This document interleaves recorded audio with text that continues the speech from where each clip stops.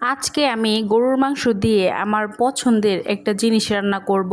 তো এখানে কিন্তু গরুর মাংস আর গরুর কলিজা দুইটাই আছে, তো মিক্স করে নিয়েছি। তো এই গরুর মাংসটা দিয়ে কি রান্না করব বলেন তো। হ্যালো এভরিওয়ান, আসসালামু আলাইকুম। যে যেখান থেকে আমার ভিডিওটি দেখছেন আশা করি আপনারা অনেক ভালো আছেন। আলহামদুলিল্লাহ, আল্লাহর রহমতে আমি বেশ ভালো আছি। তো এখানে ফার্স্টে আমি গরুর মাংস নিয়ে নিয়েছি। তো গরুর মাংস দিয়ে আজকে আমি আমার পছন্দের কালা ভুনা রান্না করব। তো এখানে একদম সলিড মাংস নিয়ে নিয়েছি, সাথে 2-1 পিস কলিজাও আছে। তো এখানে কিন্তু কোনো হাড় ইউজ করি নাই, অল্প পরিমাণে তেল আছে। তো একটু তেল দিলে মানে খেতে ভালো লাগে, সেই জন্য গরুর তেলটা একটু রেখে দিয়েছি। তো এখানে ফার্স্টে আমি গরুর মাংসগুলোকে খুব সুন্দর করে কেটে তারপরে ধুয়ে নিয়েছি। এখন একে একে মানে গরুর মাংসগুলোকে দিয়ে দিচ্ছি একটি ফ্রাই প্যানে। তারপরে কিন্তু আমি সকল বাটা মশলা এখানে দিয়ে দিব, দিয়ে তারপরে মেরিনেট করে রাখবো আধা ঘন্টার মতো। তো এখানে বাটা মশলাগুলো আমি কি কি ইউজ করছি, তো এখানে যা যা লাগে গরুর মাংস রান্না করাতে সব কিছুই দিয়ে দিয়েছি। সাথে কিন্তু অল্প পরিমাণে টক দই ইউজ করছি।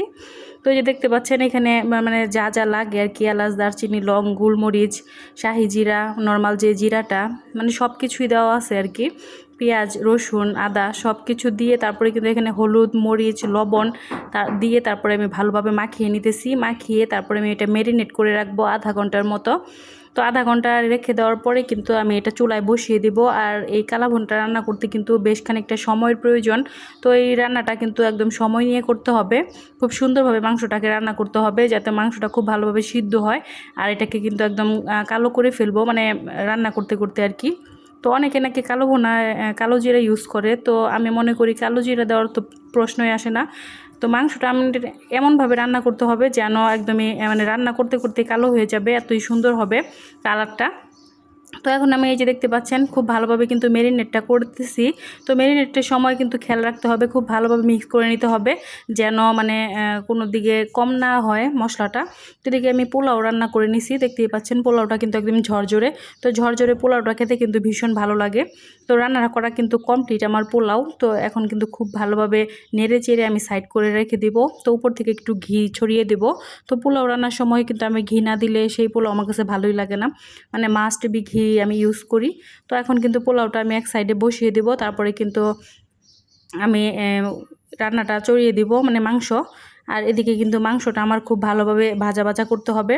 তো ভাজা ভাজা করার জন্য কিন্তু এই যে দেখতে পাচ্ছেন খুব ভালোভাবে কিন্তু নেড়ে চেড়ে নিতেছি। তো নেড়ে চেড়ে তারপরে কিন্তু এটাকে অনবরত নাড়তে হবে আর কি।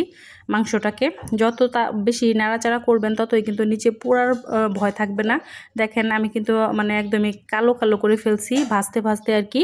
মাংসটাকে কিন্তু সময় নিয়ে সিদ্ধ করবেন, তারপরে কিন্তু ঝোল দিবেন।